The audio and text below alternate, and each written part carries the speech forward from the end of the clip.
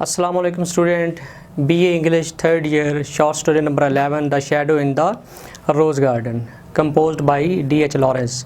इसका लेक्चर 2 जो है वो हम कंडक्ट करने जा रहे हैं और अभी मैं इसको क्रिटिकली डिस्कस करूंगा और इसके जो एक्सपेक्टेड क्वेश्चन हैं वो मैं आपको बताऊंगा कि इसमें कौन कौन सी असाइनमेंट जो है वो बन सकती हैं। अच्छा, पहले तो इसके जो थीम्स हैं वो थीम जो है उसको हम डिस्कस कर लेते हैं। थीम ऑफ द स्टोरी कि इसका थीम क्या है। ठीक है, एक तो थीम स्टूडेंट इसमें ये बनता है क्योंकि स्टोरी मैंने आपको लेक्चर 1 में सारी बताई है कि ये एक ऐसी खातून की कहानी है जिससे वो मोहब्बत करती थी, यानी आर्ची, उससे वो शादी ना कर सकी और जिससे वो उसकी शादी हो गई थी उससे वो मोहब्बत ना कर सकी थ्रू आउट हर लाइफ। अच्छा, तो पता ये चलता है कि it is a story of unfulfilled love, यानी ये जो है ये एक ऐसी मोहब्बत की कहानी है जो अधूरी है, जो नामुकम्मल है। ठीक है, एक तो थीम इसका ये बन जाता है कि ये आर्ची से मोहब्बत करती थी और आर्ची जो है वो एक मिलिट्री ऑफिसर था और for some military purposes he had gone to North Africa and then later on he was reported to have been died due to sunstroke. और जब इसको ये उसकी मौत की खबर का पता चलता है तो on the very day she Mary's a person जो अब इसका हस्बैंड है, फ्रैंक जो है, जिसका नाम फ्रैंक है, जो कि एक इंजीनियर है and he is working as an electrician in a mine. उससे वो शादी जो है वो कर लेती है। लेकिन ऑल थ्रू जितना भी उसका वो 3 साल हो गए हमें स्टोरी से हमें यही पता चलता है कि approximately there marriage life consisted of only 3 years। 3 साल का अरसा इसके ऊपर जो है वो है। ये उससे मोहब्बत नहीं कर सकी और ना ही neither she had told, she had revealed the secret to her present husband that why she could not love him, कि वो उससे मोहब्बत क्यों नहीं कर सकी। बहरहाल ये मिस्ट्री जो है ये एंड पे फिर जो है वो रिवील होती है जब वो इतनी ज़्यादा वो कैथारसिस में चली जाती है, इतनी ज़्यादा वो नॉस्टैल्जिक हो जाती है जब वो हनीमून पे वहाँ पे सी साइड पे जाती है और रोज़ गार्डन जिसमें वो घूमा करती थी, जब वो आर्ची से मोहब्बत करती है तो वहाँ पे जब वो बैठी होती है तो उसको आर्ची जो है वो रियल में उसकी मीटिंग होती है। But he was not a normal man at that time, he was abnormal and gone mad, यानी वो पागल हो गया था। तो ये सारी जब कैफियत होती है तो ये उसकी बर्दाश्त से बाहर है। तो she told the whole story to her husband, उसने ये सारी जो कहानी है ये अपने खामन को बता दी। तो एंड पे जाके फिर उसको पता चलता है कि ये मुझसे क्यों मोहब्बत नहीं करती है। अच्छा, एक तो ये है कि it is a story.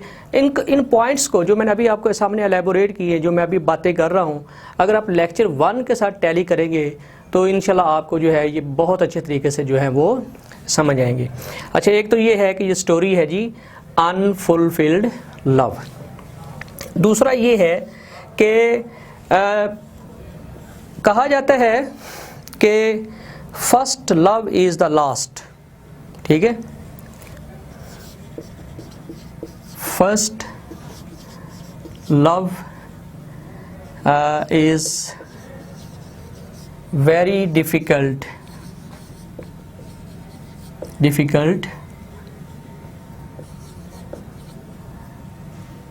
to forget, कि पहले मोहब्बत को भुलाना जो है ये एक रियल एक फिनोमिना है कि इंसान कहते हैं कि अपनी पहली मोहब्बत को थ्रू आउट हिज और हर लाइफ कैन नॉट फॉरगेट, कि पूरी ज़िंदगी में वो अपनी जो पहली मोहब्बत होती है, अगर रियल लव हो, ठीक है, फेक लव ना हो, तो रियल लव जो है उसको कोई भी मर्द और ख़ातून जो है, ठीक है ना, वो पूरी ज़िंदगी जो है वो उसको भुला नहीं सकती। अब यहाँ पे देखें, ये स्टोरी के अंदर जो है वो सारी स्टोरी जो है ना, the whole story revolves around also this point, वो इस पॉइंट के अंदर घूमती है। वो क्या है जी कि वो उससे शादी मतलब उससे शादी करना चाहती है, लेकिन उसकी जो है वो डेथ की खबर आ जाती है, मजबूरन उसको किसी और से शादी करना पड़ती है, कुछ सिचुएशन ऐसी क्रिएट हो जाती है, लेकिन वो अपनी जो पहली मोहब्बत है उसको वो भुला नहीं सकी। ठीक है। अच्छा, एक और जो थीम है जो मैं इससे अखज़ करता हूँ, डेरिवेट करता हूँ, वो ये है कि after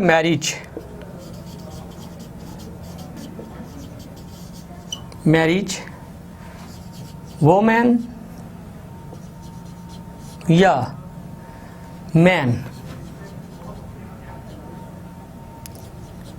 can do nothing accept सिवाय, एक्सेप्ट का मतलब है सिवाय, accept compromising.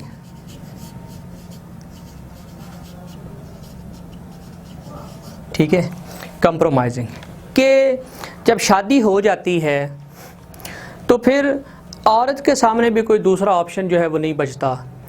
And same is the case with the man, और यही हालत जो है वो मर्द के साथ होती है कि कंप्रोमाइज़ के अलावा कोई और जो ऑप्शन है वो नहीं बचता।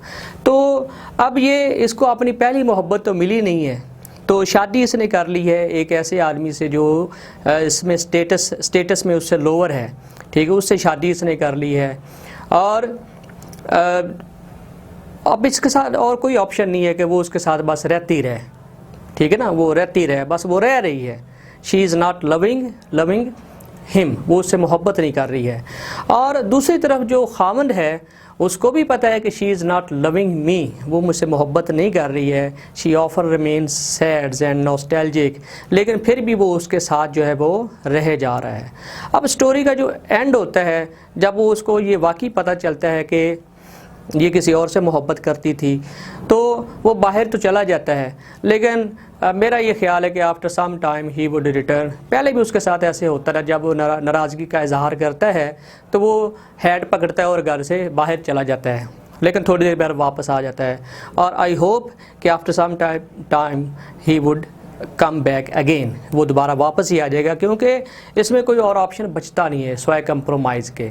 ठीक है, तो ये इसके जो थीम हैं ये इसके ऊपर जो है मैंने बताए। अब मैं आपको एक और चीज़ बताने लगा हूँ कि इम्पोर्टेंस ऑफ शैडो।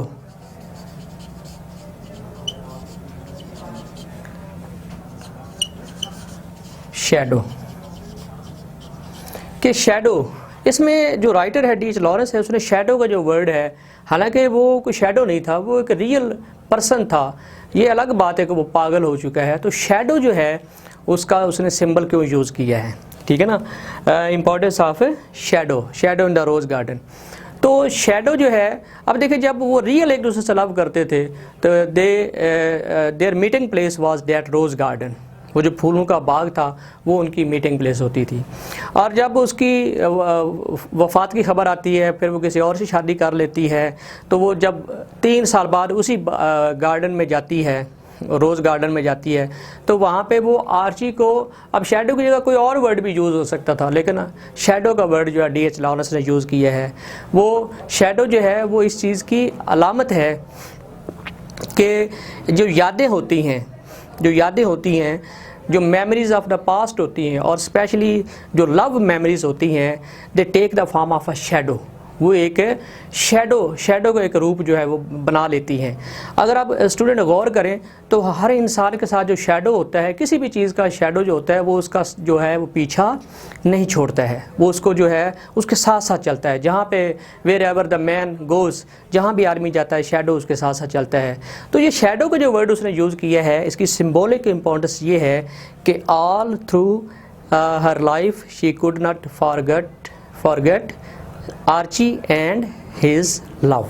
तो इसलिए उसने जो है वो शैडो का जो है वो वर्ड यूज़ किया है। तो उम्मीद है कि आज का लेक्चर आपको समझ आया होगा।